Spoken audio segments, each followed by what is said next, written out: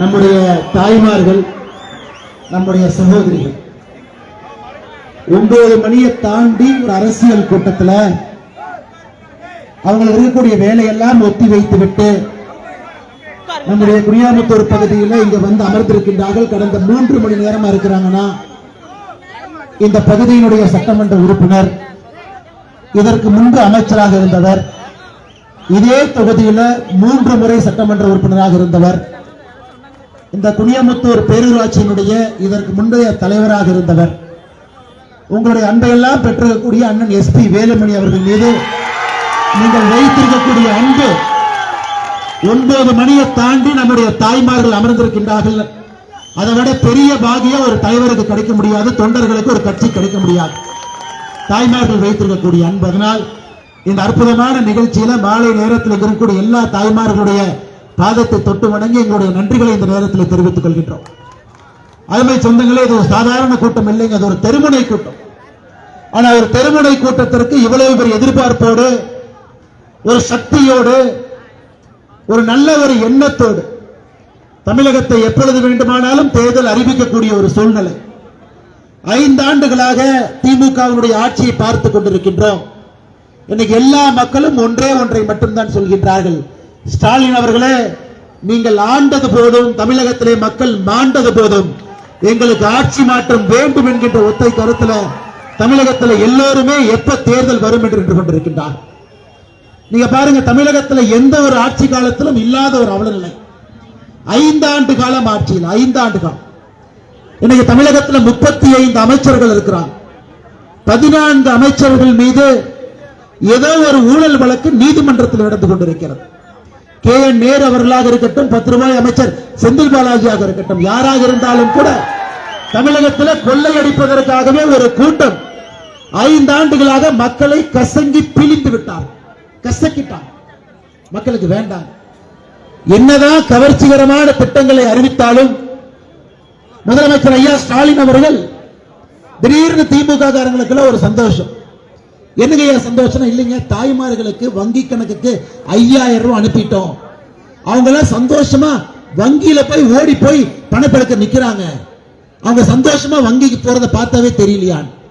நான் ஒரு திமுக காரங்கிட்ட சொன்னேன், அண்ணன் அவங்க வங்கிக்கு ஏன் போனாங்கன்னா போட்ட பணத்தை புடுங்கிடுவேன்னு உடனே எடுக்க போயிருக்கிறாங்க. சந்தோஷமெல்லாம் யாரும் வங்கிக்கு போகல. அருமை சொந்தங்களை நீ நன்றாக ஞாபகம் வைத்துக் கொள்ள வேண்டும். இந்த பகுதியில் கோயம்புத்தூர்ல நம்முடைய அண்ணன் வேலுமணி அவர்கள் 10க்கு 10 தொகுதியும் நம்முடைய தேசிய ஜனநாயக கூட்டணி வெற்றி பெற்ற பொழுது, உங்களுக்கு தெரியும் கொரோனா காலகட்டம், நம்ம கோயம்புத்தூர்காரங்க நல்லவங்கிறனால அப்பப்ப நீங்க மன்னிச்சு சில பேர்த்த விட்டுறீங்க. இந்த முறை மன்னிக்க கூடாது என்பதற்காகத்தான் நான் ஞாபகப்படுத்துறேன். 10க்கு 10 வெற்றி கிடைத்தவுடன் தமிழகத்தில் கொரோனா தடுப்பு ஊசி கோயம்புத்தூர் பகுதிக்கு மட்டுமே குறைச்சி அனுப்பினாங்க. அனைத்து இந்திய அண்ணா திராவிட முன்னேற்ற கழகம் போராட்டம் செஞ்சாங்க, பாரதிய ஜனதா கட்சி போராட்டம் செய்தது, அம்மா மக்கள் முன்னேற்ற கழகம் போராட்டம் செஞ்சாங்க, தமிழ் மாநில காங்கிரஸ் போராட்டம் செஞ்சாங்க, தென்னிந்திய பார்வர்டு பிளாக் போராட்டம் செஞ்சாங்க. கோயம்புத்தூருக்கு மட்டும் எதற்காக தடுப்பூசி குறைவாக அனுப்புறீங்க? 2021 மே, 2021 ஜூன், 2021 ஜூலை மாசம் நீங்க மறந்துடக்கூடாது. முதலமைச்சரே நேரா சிங்கநல்லூர் ESI மருத்துவமனைக்கு வந்தார், பத்திரிகை நண்பர்களை சந்திச்சார். அப்படியெல்லாம் இல்ல, நான் மருந்து கொடுக்கிறேன். கோயம்புத்தூர் மக்கள் தீய சக்தி திராவிட முன்னேற்ற கழகத்தை இந்த பகுதிக்குள்ள விடக்கூடாது என்பதற்காக திராவிட முன்னேற்ற கழகம் நமக்கு கொடுக்க தண்டனை. ஆனா இந்த முறையும் நாம் தெளிவாக இருக்கின்றோம். எந்த காரணத்திற்கும் தமிழகத்தில் அன்னைக்கு கோயம்புத்தூர் எப்படி உரக்க குரல்ல 10க்கு 10 என்று சொன்னார்களோ, இன்னைக்கு தமிழகத்தில் 210 தொகுதிக்கு மேல 234ல தேசிய ஜனநாயக கூட்டணியை வெற்றி பெற செய்ய வேண்டும் என்று எல்லோரும் ஒரு உறுதிமொழியோடு காத்துக் கொண்டிருக்கின்றார்.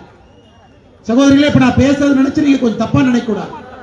10ஆம் தேதி அன்னைக்கு நாம 13ஆம் தேதி இங்க பேசிக் கொண்டிருக்கின்றோம். குனியாமுத்தூர்ல தொண்டாமுத்தூர் சட்டமன்ற தொகுதி 3 நாளைக்கு முன்னாடி விளாத்திக்குளம் தூத்துக்குடி சாயந்தரம் 6 மணிக்கு ஒரு பாப்பா 12வது பரீட்சை எழுதிட்டு வீட்டுக்கு வர்றாங்க.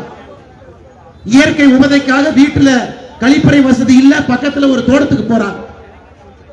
6 மணிக்கு போன பாப்பா 8 மணி வரைக்கும் வரல. அப்பா அம்மா உள்ளூர்ல இருக்கக்கூடிய காவல் நிலையத்துக்கு 8:30 மணிக்கு புகார் கொடுக்க போறாங்க. காவல் நிலைய அதிகாரி சொல்றாரு, அண்ணே நான் புகார் வாங்க மாட்டேன், மகளிர் காவல் நிலையத்துக்கு போக. மகளிர் காவல் நிலையம் இருப்பது விளாத்திக்குளம். இவங்க கிராமம். 11ஆம் தேதி காலையிலே விளாத்திக்குளம் மகளிர் காவல் நிலையத்துக்கு போறாங்க. அந்த காவல் நிலையத்துடைய ஆய்வாளர் ஒரு சகோதரி, ஒரு பெண், இந்த குற்றத்தை பார்த்த உடனே என்ன சொல்றாங்கன்னா, உன் பொண்ணு யாரு கூடவாவது ஓடி போயிருப்பா, போய் தொலாவுங்கிறாங்க. ஒரு தாய்மார் கேட்க கூடாத ஒரு விஷயத்தை 11ஆம் தேதி காலையில விளாத்திக்குளத்துல சொல்றாங்க. 11ஆம் தேதி மத்தியானம் 1:30 மணிக்கு அந்த பாப்பா 17 வயசு குழந்தை பாலியல் வன்கொடுமைக்கு ஆளாக்கப்பட்டு கழுத்து நெரிக்கப்பட்டு அந்த ஊருடைய ஒதுக்குப்புறத்துல கொலை செய்யப்பட்டு கிடந்தார். ஒரு ஏழை தாயினுடைய குழந்தை. அந்த பாப்பா 10ஆவதுல எவ்வளவு மார்க் வாங்கி தெரியுமாங்கம்மா? மேலே நம்ம சகோதரிகள் இருக்கிறாங்க. அந்த பாப்பா 12வது பரீட்சை எழுதுங்க. 2 ஆண்டுகளுக்கு முன்பு 10ஆம் வகுப்புல 500க்கு 495 மதிப்பெண் வாங்கிய 495 மார்க், 5 மார்க் தாங்க எக்ஸ்ட்ரா வாங்க. அந்த குழந்தை ஒரு பெரிய மருத்துவராக, ஒரு பெரிய பொறியாளராக, அந்த குடும்பத்தை அடுத்த கட்டம் எடுத்து செல்லக்கூடிய குழந்தையாக. அந்த குழந்தைக்கு என்ன பரிசுங்க? கயவர்களால் கருக்கழிக்கப்பட்டு கொலை. எதற்கு சட்டம் ஒழுங்கு சரியில்லைங்கிறோம். அவங்க தான் 7-8 மணிக்கு ஸ்டேஷன் வர்றாங்களே, புகார் கொடுத்தோன்னே வெளியே வரலாமே, தொலைவலாமே, ஊர் பக்கம் எல்லாம் போலீஸ்கார வரலாமே, வரல. அடுத்த நாள் விளாத்திக்குளம் மகளிர் காவல் நிலையம். ஒரு பானை சோறுக்கு ஒரு சோறு பதம் என்பது போல இன்னைக்கு தமிழகத்தில் எங்கே பார்த்தாலும் கூட பாலியல் வன்கொடுமை. நான் படிக்கிறேன் பாருங்கம்மா. நேத்து பத்திரிகையாளர் சந்திப்பு நடத்துறாங்க. யார் நடத்துறாங்க? உள்துறை அமைச்சர் ஐயா மு.க. ஸ்டாலின் முதலமைச்சர். அவரு பேசல. பத்திரிகையாளர் சந்திப்பு நடத்துவது உள்துறை செயலாளர், home secretary, DGP, Chennai commissioner, அதிகாரிகள் 5 பேர் உட்கார்ந்து பத்திரிகை நண்பர்களை பார்க்கிறாங்க. அவங்க சொல்றாங்க, தமிழகத்திலே கடந்த 5 ஆண்டுகள்ல நடந்த கொலை 8008 பேர் தமிழகத்திலே 5 ஆண்டுகளில் படுகொலை செய்யப்பட்டிருக்கிறார்கள். தமிழகத்தில் கடந்த 5 ஆண்டுகள் நடந்த ரேப் கேஸ், பாலியல் வன்கொடுமை 2080.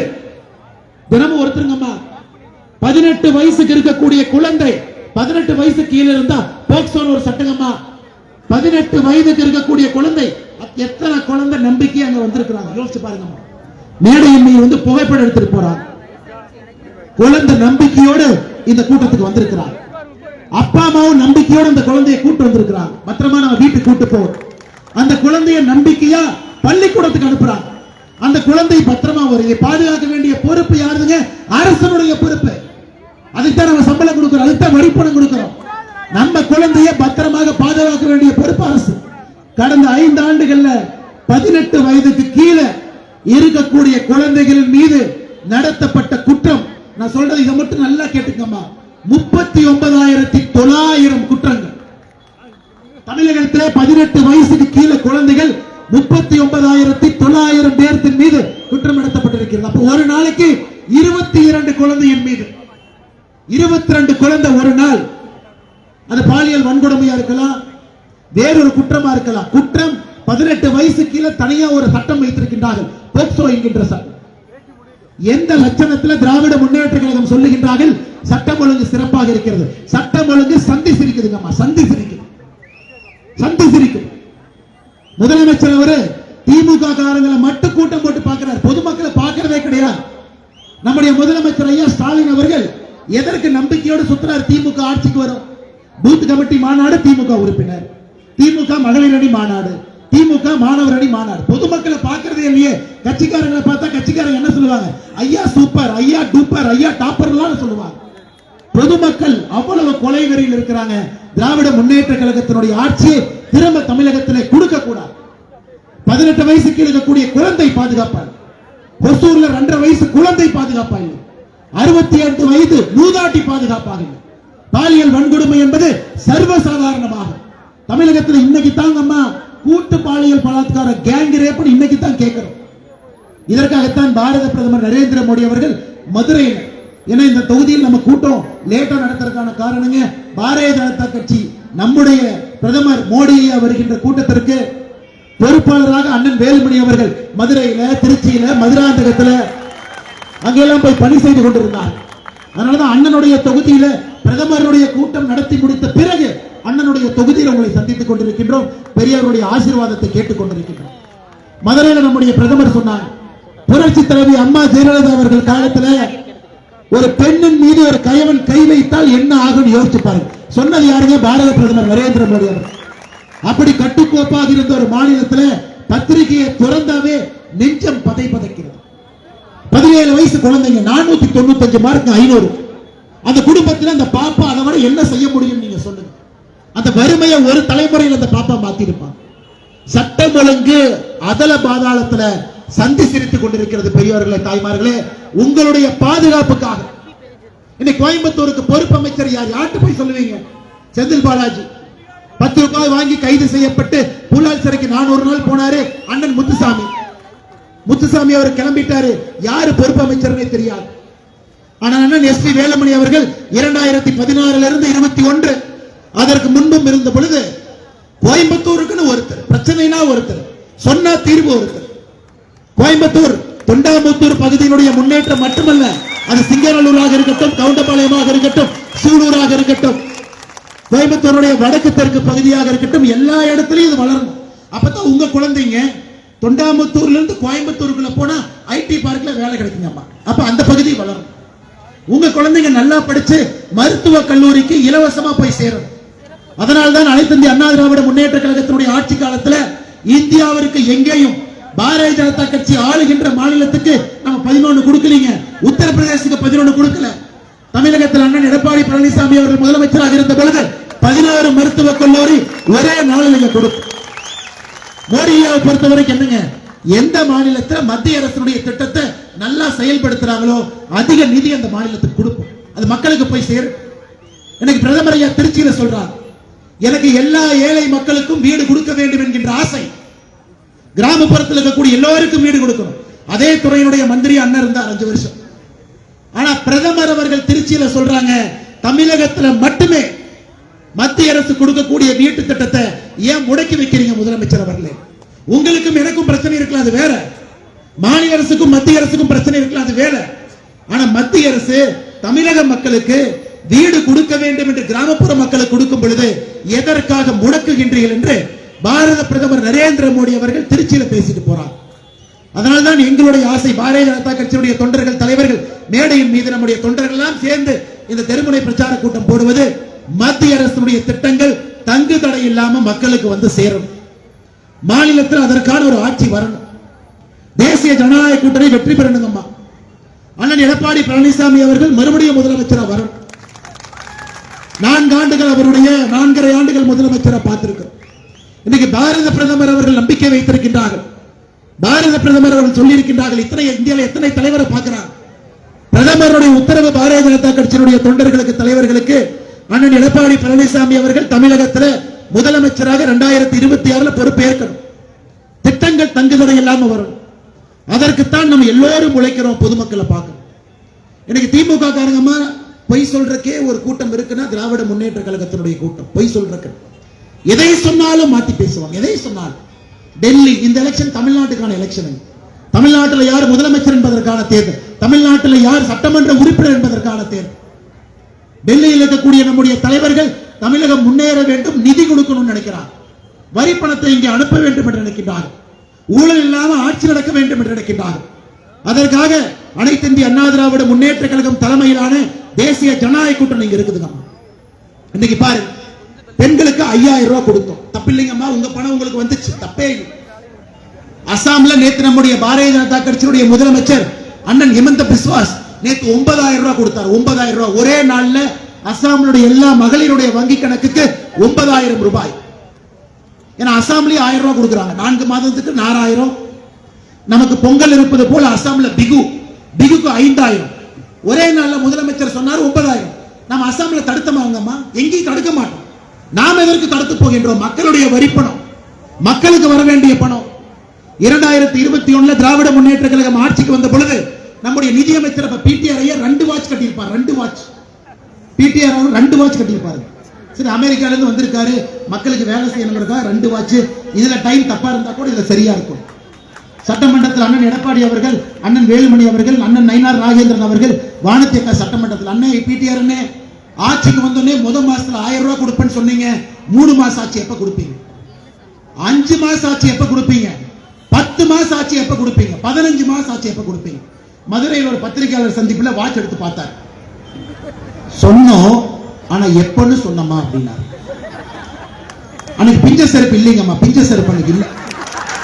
நாங்க ஆட்சிக்கு வந்தா முதல் நாளில் 1000 ரூபாய் கொடுப்போம் என்று சொன்னவர்கள் இந்த தலைவர்கள் எல்லாம் கூட்டம் போட்டு பிரச்சனை பண்ணி 29வது மாசத்துல 1000 ரூபாய் கொடுத்தாங்க. 29வது மாசம் முதல் 28 மாசம் 1000 ரூபாய் கிடையாது. அப்ப இந்த 32 மாசம் நீங்க 1000 ரூபாய் கணக்கு போட்டா 32,000. ஏன்னா நீங்க எல்லாருமே படிச்சவங்க, டான் கணக்கு போடுறோம். 32,000 ரூபாய் மாசம் 1000 ரூபாய், ஒரு நியாயமா 60,000 வந்திருக்கணும். 32,000 பொங்கலுக்கு மொத்தமா அவங்க கொடுத்தது 5000. ரெண்டையும் சேர்த்துறீங்கன்னா 37,000. கொடுத்த பணமே 37,000. 5 வருஷங்கம்மா 1825 நாள் இருக்கு. வருஷத்துக்கு 365 நாள், 5 வருஷம் 1825. அப்ப ஒரு நாளைக்கு எவ்வளவு கொடுத்தாங்க? 37,000. 1825 நாள், ஒரு நாளைக்கு 20 ரூபாய் கொடுத்தாங்க. 20 ரூபாய் பாருங்கம்மா, ஒரு நாளைக்கு 20 ரூபாய் கொடுத்தாங்க. சரி, கடன் எவ்வளவு வாங்கினாங்க? கடன் ஆட்சிக்கு வந்த பொழுது தாய்மார்கள் இங்க இருக்கிறீங்க, ஒரு ரேஷன் அட்டையின் மீது 2,10,000 ரூபாய் கடன் இருந்துச்சு ஆட்சிக்கு வந்த பொழுது.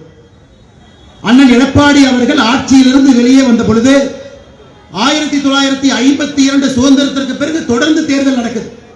2021 ஆட்சியிலிருந்து வெளியே வரும் பொழுது 4,5 லட்சம் ரூபாய் கடன், எல்லா மாநிலத்துக்கும் கடன். அது எத்தனை வருஷங்க? 50ல இருந்து 2021 வரைக்கும் 5 ஆண்டுகள்ல 6 லட்சம் ரூபாய் கடன் வாங்கி இன்னைக்கு 10 லட்சம் ரூபாய் கடன். 10 லட்சம். அப்ப ஒரு ரேஷன் அட்டையின் மீது கடன் எவ்வளவுங்க? 4,82,000 ரூபாய். ஆட்சிக்கு வந்த பொழுது ரேஷன் அட்டையின் மீது இருந்த கடன் 2,10,000. ஆட்சியை விட்டு திமுக போகும்போது 4,82,000. அப்ப எவ்வளவு கடன் வாங்கியிருக்காங்கம்மா 5 வருஷத்துல? ஒரு ரேஷன் அட்டையில 2,70,000 ரூபாய். ஒரு ரேஷன் அட்டையின் மீது திராவிட முன்னேற்ற கழகத்தினுடைய 5 ஆண்டு கால ஆட்சியில 2,70,000 ரூபாய் கடன். ஒரு நாளைக்கு எவ்வளவுங்கம்மா? 1825 நாள், 5 வருஷம். ஒரு நாளைக்கு 150 ரூபாய் கடன். அம்மா, இது பேரு தான் கருணாநிதி தனம். யாராவது கருணாநிதி தனம் என்னன்னு கேட்டீங்கன்னா இதுதான். 20 ரூபாயை கொடுத்து 150 ரூபாயை புடுங்கிறது. அப்ப என்ன ஆட்சி நீங்க நடத்துறீங்க? 20 ரூபாய் கொடுத்து விட்டு ஒரு நாளைக்கு 150 ரூபாய் கடன் வாங்கி விட்டு மக்களை எல்லாம் கடன்ல தள்ளிட்டு. அம்மா, நீங்க நல்லா புரிஞ்சுக்கணும், சபரீஷனுக்கும் ரேஷன் கார்டுல 2,70,000 தான் கடன். முன்னாடி இருக்கக்கூடிய என்னுடைய தாய், கூலி வேலை செய்யக்கூடிய என்னுடைய தாய், அவருக்கும் 2,70,000 தான் கடன். என்னங்க நியாயம்? கொள்ளையடிக்கிறது நீங்க, குடும்பாட்சி பண்றது நீங்க, வசூல் பண்றது நீங்க, கமிஷன் வாங்குறது நீங்க, ஆனா கூலி வேலை செய்யறது நாங்க. ஆனா கடன் உங்களுக்கும் அதே கடன், எங்களுக்கும் அதே கடன். இப்ப புரியுதுங்களாங்கம்மா? இதுக்கு ஒரு பேர் வேற வச்சிருக்கிறான், திராவிட மாடல் ஆட்சி. அதனால அருமை சொந்தங்களே, நம்முடைய தாய்மார்கள் நீங்க மனசு வைக்கணும். தாய்மார்கள் மனசு வச்சு எப்படி 9:30 மணிக்கு நீங்க உட்கார்ந்து இருக்கிறீங்களோ, அண்ணன் எஸ்பி வேலுமணி அவர்களுக்கு ஆதரவு கொடுக்க வேண்டும் என்று இருக்கின்றீர்களோ, தாய்மார்கள் மனது வைத்தால் தமிழகம் முழுவதுமே ஒரு பெரிய புயல். இவ்வளவு ஏமாத்திட்டு இன்னும் வெக்கமே இல்லாம வந்து நாங்க 2,000 ரூபாய் கொடுப்போம். நீ 1000 சொன்னதுக்கே 28 மாசம் ஆச்சு. நீ 2,000 சொன்னா 100 மாசம் ஆகும். இன்னைக்கு நம்முடைய அண்ணன் எடப்பாடி பழனிசாமி அவர்கள் சொல்றாங்க, நாம் ஆட்சிக்கு வந்தா முதல் நாள் முதல் கையெழுத்து சகோதரிகள் தாய்மார்களுக்கு 2,000 ரூபாய் வங்கி கணக்கு. நீ திமுக கேட்கிறான், கொடுப்பீங்களா? அண்ணே, மகாராஷ்டிராவில் பாரதிய ஜனதா கட்சி ஆட்சியில் இருக்கு, சிவசேனா நம்மளோட இருக்கிறாங்க, ஆர்பிஐ கட்சி நம்மளோடு இருக்கு. தேர்தலுக்கு முன்பு சொன்னோம், நம்ம ஆட்சிக்கு வந்த உடனே 2,100 ரூபாய் கொடுப்போம். ஆட்சிக்கு வந்து முதல் நாள் மகாராஷ்டிராவில் தேவேந்திர பட்னவிஸ் அவர்கள் போட்ட முதல் கையெழுத்து சகோதரிகளுக்கு 2,100. 28வது மாசம் இல்லைங்கம்மா, 27வது மாசம் இல்ல, முதல் மாதம். சொன்னால் செய்யக்கூடியது பாரத பிரதமர் நரேந்திர மோடி அவர்கள், அண்ணன் எடப்பாடி பழனிசாமி அவர்கள். நம்ம கரண்ட் பில் ஏரியாச்சு, பால் விலை ஏரியாச்சு, கேபிள் விலை ஏரியாச்சு, சொத்து வரி ஏரியாச்சு, எல்லாத்தையும் ஏரியாச்சு. விவசாயிகள்கிட்ட கோவணம் மட்டும்தான் இருக்கு, நடுத்தர குடும்பத்துக்கிட்ட சட்ட வேட்டி மட்டும்தான் இருக்கு, எல்லாத்தையும் உருவிட்டாங்க.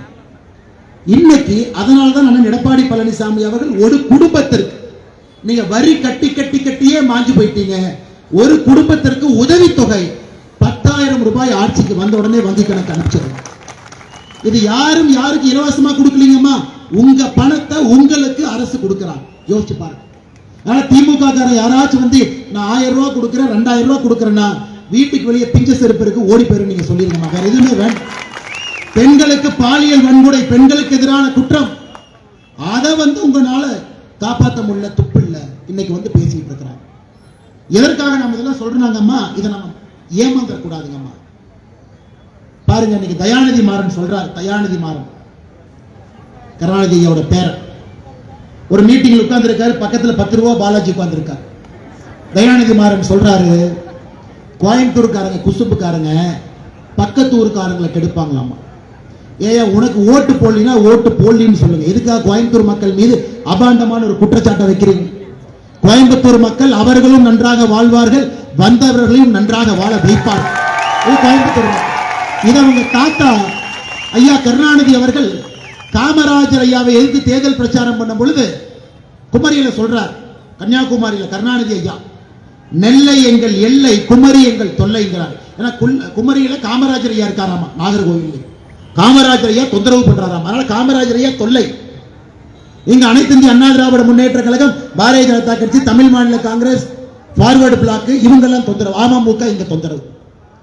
நெல்லை எங்கள் எல்லை, குமரி எங்கள் தொல்லைன்னு எப்ப கருணாநிதி சொன்னாரோ அப்பிருந்து குமரியை பொறுத்தவரை திமுக பக்கம் இல்ல. தேர்தல் கூட்டணினா திமுக காரன் காங்கிரஸ் சொல்லுவாங்க, இந்த பக்கமே நாங்க வந்துட மாட்டோம், நீங்க நின்னுக்குங்க, இந்த பக்கமே நாங்க வரமாட்டோம். 6 சட்டமன்ற தொகுதி இருக்கு. கன்னியாகுமரி அனைத்து இந்திய அண்ணா திராவிட முன்னேற்ற கழகம், நம்முடைய மாவட்ட செயலாளர் அதிமுக அவங்க ஜெயிப்பாங்க.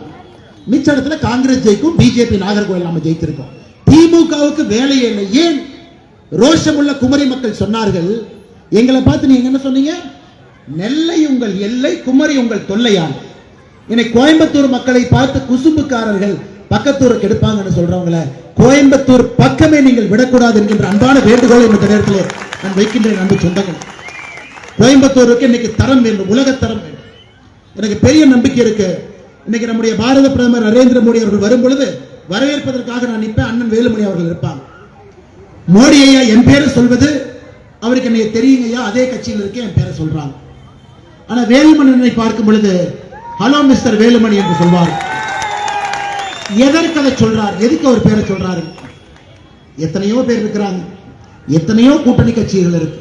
ஆனா பிரதமர் அவர்கள் எல்லா கூட்டணி கட்சியினுடைய தலைவருடைய பேரை ஞாபகத்தை வைத்துக் கொள்ள வேண்டிய அவசியம் இல்லை. ஏனென்றால் ஒரு மனிதனுடைய உழைப்பு அந்த தொகுதியினுடைய முன்னேற்றம் மட்டுமல்லங்க, பகுதியினுடைய முன்னேற்றம். அரசியலை பொறுத்தவரை அந்த மாதிரி தலைவர்கள் கிடைக்கும் போது பகுதி வளர்ந்துடும். IT park, information technology park, மருத்துவக் கல்லூரி எல்லாம் வரணும். 5 ஆண்டுகளாக கோயம்புத்தூர்ல அதிமுக ஆட்சியில அண்ணன் தேங்காய் உடைச்சத இன்னைக்கு ஸ்டாலின் ஐயா ரிப்பன் கட் பண்றாங்க. அவ்வளவுதான், வேற ஒண்ணுமே இல்லை. தேங்காய் உடைச்சது அவங்க, ரிப்பன் கட் பண்றது ஸ்டாலின். அதனால நமக்கு வேண்டாங்க. இந்த முறை பாரதிய ஜனதா கட்சி பலமாக நாம் நின்று கொண்டிருக்கின்றோம். மத்திய அரசு பலமாக நின்று கொண்டிருக்கிறது. நோக்கம் எல்லாம் எடப்பாடி அண்ணனுடைய கரத்தை வலுப்படுத்த வேண்டும் என்கின்ற ஒற்றை நோக்கம், வேறு எதுவும் மத்திய அரசு கிடையாது. நமக்கு என்னங்க, எங்களுக்கு ஒரு பேராசை இருக்கு. பாரதிய ஜனதா கட்சி மோடி ஐயாவுடைய பேராசை என்ன? நம்ம திட்டம் ஏழை மக்களுக்கு போகணும். மாநில அரசு தடுக்க கூடாது. ஏழை மக்களுக்கு வீடா வாங்கி கொடுங்க, ஏழை மக்களுக்கு சுகாதார திட்டமா வாங்கி கொடுங்க. அதற்கு நமக்கு நல்ல ஒரு தலைவர் தேவைப்படுகின்றார். நல்ல ஒரு அற்புதமான கட்சி, மக்களுடைய அன்பை பெற்றிருக்கக்கூடிய கட்சி வேண்டும்.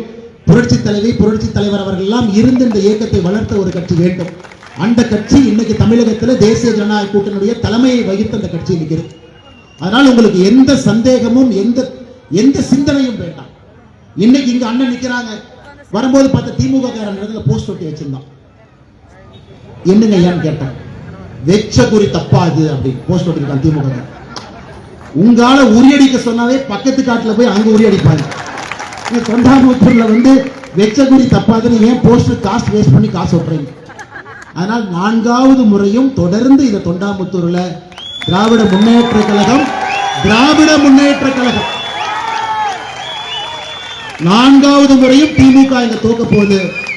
அண்ணனுக்கு நீங்க செய்ய வேண்டியது ஒரு சரித்திர வாக்கு வித்தியாசத்துல வெற்றி பெற செய்து இந்த தொகுதியினுடைய எம்எல்ஏவை ஒரு பெரிய ஒரு பொறுப்புக்கு அனுப்பி கோயம்புத்தூருடைய வளர்ச்சிக்கு பயன்படுத்தணும். ஏன்னாங்கம்மா, லோக்சபா தேர்தலில் நான் மக்களிடம் நிறைய விஷயங்கள் சொல்லியிருக்கேன்.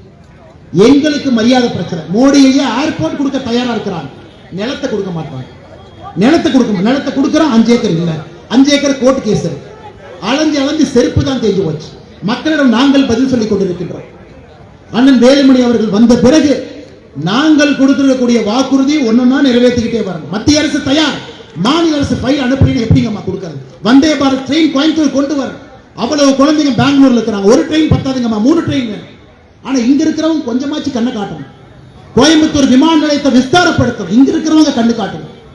கோயம்புத்தூருக்கு மத்திய அரசுடைய திட்டங்களை அவ்வளவு கொண்டு வரும். இங்க இருக்கக்கூடிய அமைச்சர் பெருமகனோ இங்க இருக்கக்கூடிய முதலமைச்சரோ கண்ணு காட்டணும். எங்களுக்கு இருக்கக்கூடிய பேராசை மத்திய அரசுடைய திட்டத்தை கோயம்புத்தூர் கொண்டு வரணும், கோயம்புத்தூரை வளப்படுத்தும். நம் எல்லோருக்கும் இருக்கக்கூடிய குறிக்கோள் தமிழகத்தில் திராவிட முன்னேற்ற கழகத்தினுடைய ஆட்சி அகற்றணும். ஆனால் எடப்பாடி பழனிசாமி அவர்களை முதலமைச்சராக கொண்டு வரணும். இந்த பகுதியினுடைய சட்டமன்ற உறுப்பினர் இவரை நீங்கள் ஜெயிக்க வைப்பீங்க, பெரிய மார்ஜின்.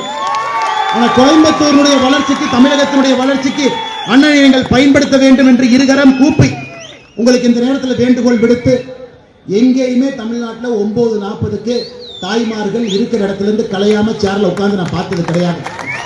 ஆனா இன்னைக்கு இந்த தொகுதியில் உட்கார்ந்து இருக்கிறீங்கன்னா நீங்கள் வைத்திருக்கக்கூடிய நம்பிக்கை, நாங்கள் உங்களுக்கு கொடுக்கக்கூடிய உறுதி, உங்களுடைய குழந்தைகளுடைய பாதுகாப்புக்கு நாங்கள் உறுதி, அது எங்கள் பொறுப்பு. உங்களுடைய பாதுகாப்புக்கு நாங்கள் உறுதி, உங்களுடைய வளர்ச்சிக்கு நாங்கள் உறுதி. ஒரு கரம் அல்ல, 2 கரம். மோடி ஐயா, எடப்பாடி என்ன 2 கரம் சேர்ந்தா தான் சத்தம் வருங்கம்மா, ஒரு கரம் சத்தம் வராது. இன்னைக்கு முதலமைச்சரை பாத்தீங்கன்னா ஒரு கரத்துல இப்படி இப்படிங்கிறார், ஒரு கரத்துல என்ன ஒரு ஒண்ணு வராதுங்க, வெங்காயம் கூட சுட முடியாது, பஜ்ஜி கூட சுட முடியாது. அதனால் நமக்கு 2 அரசு வேண்டும், மத்திய அரசு மாநில அரசு இருவரும் இணைந்து தமிழகத்தை முன்னேற்றணும்.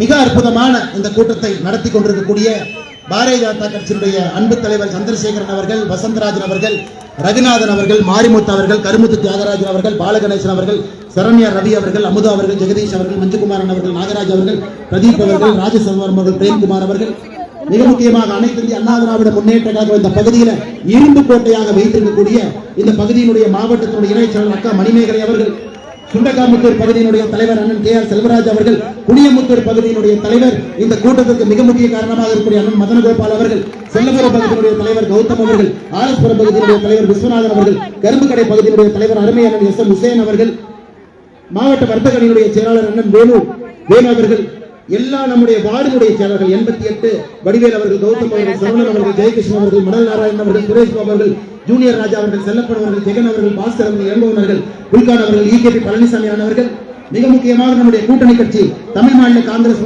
மாநிலத்துடைய துணைத் தலைவர் நம்முடைய அன்பையெல்லாம் பெற்றக்கூடிய அண்ணன் ஆறுமுகம் அவர்கள் வந்திருக்கிறார்கள்.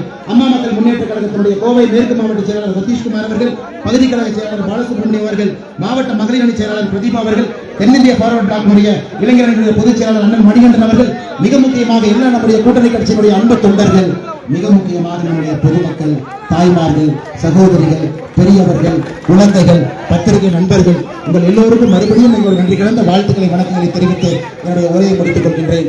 நன்றி, வணக்கம் அம்மா. பாரத் மாதா.